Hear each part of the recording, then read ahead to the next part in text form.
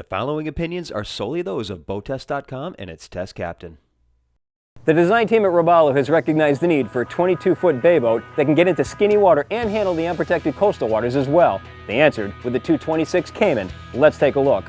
For BoatTEST.com, I'm Captain Steve. Two steps lead to the forward casting deck, one 8 inches and the other 7 inches. The deck itself measures 4 feet 6 inches at this center point by 6 feet across. And of course we have the extended legs down either side. In the center, one of the boat's 3 live wells. This one has an aerator in front.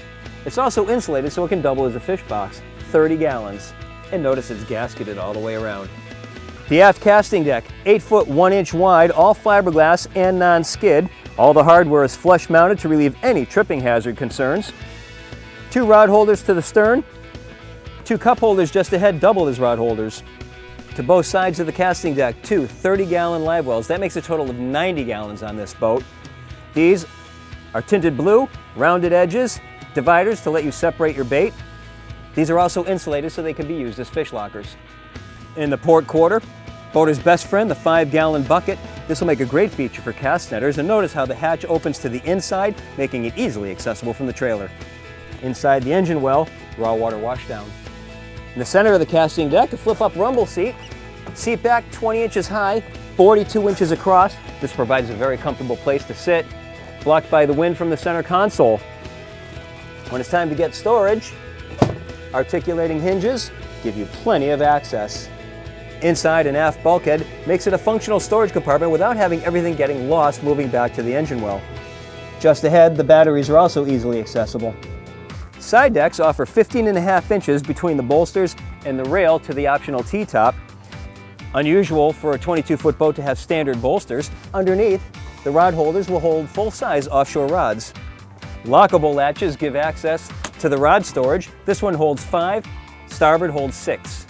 And I can't help but notice that they're hinged from the front so that they open, giving you easy access from the side when the boat is on the trailer. Most manufacturers that we've seen, these hatches will open from the side, blocking off the access. A forward-facing seat adds comfort level. Interior of the console is accessed from a forward opening hatch, optional porta potty. I'd like to see the aft bulkhead, of course, be concealed for aesthetics and safety in a seaway. Let's take a look at the helm. A couple of standard features that we don't usually see. Digital gauges, stainless steel switches with the circuit breakers right alongside, stereo remote at the helm, GPS map in the center. The curved windshield offers no distortion at the edges. It's mounted to an aluminum frame underneath, instead of having it mounted to the side of the console where dirt will collect and you get cracks right at the screw heads. 2 small cubbies padded at the bottom, draining in the corner. The one to the port side has a jack for your phone or your spotlight. Look at this optional T-top, no canvas option for Robalo. This one, fiberglass hardtop, powder-coated rails, integrated handrail, spreader lights, 4 rocket launchers across the back, electronics box up above. The leaning post has a standard backrest, that's usually an option, 4 rocket launcher rod holders across the back, 54 quart igloo cooler underneath. We have 36-ounce vinyl with a 10-ounce top coat. That's one of the highest grades in the industry. Standard engine is 150 horsepower. Here we have the upgraded 200 horsepower Yamaha 4-stroke. You can max out at 250 horsepower. With that engine turning a 17 by 14 1/4 Reliance prop, we reached a top speed of 45.4 miles per hour while burning 19.4 gallons per hour.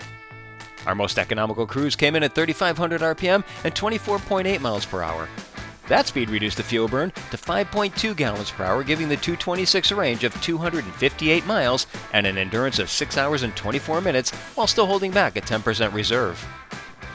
Notice the reverse transom. This is part of Robalo's extended V-plane hull. Our tests have shown that it gives better times to plane and improved flotation. Notice as I walk side to side, the boat remains stable.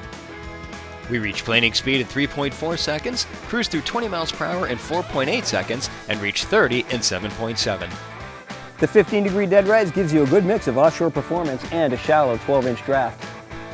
Sadly, we didn't get to test this boat in snotty sea conditions, but we have tested her smaller sister, and that showed how well these boats handle offshore. I did come away with a feeling that this boat and her solid ride would easily accommodate conditions well clear of protected inlets. She had docile handling characteristics and turned well, carving nicely through the turns. Seastar hydraulic steering was a bit stiff. Ergonomics at the helm were excellent. That's our look at the 226 Cayman from Robalo. For BoatTEST.com, I'm Captain Steve. We'll see you on the water.